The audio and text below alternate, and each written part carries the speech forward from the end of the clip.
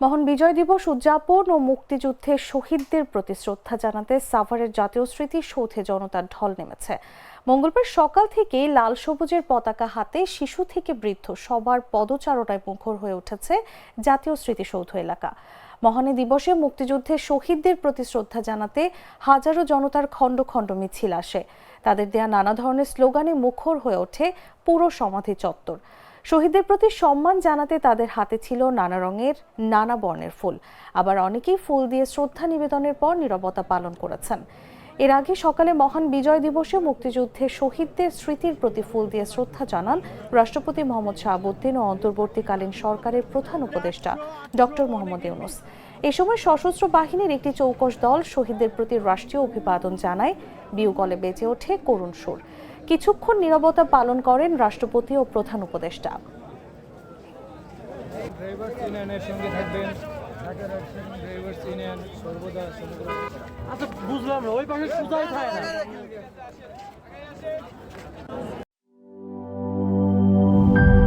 নাটা jelly আর পানীয়র এক অসম combination ড্রিঙ্কো। চিল থাকতে চান ড্রিঙ্কো চাবান।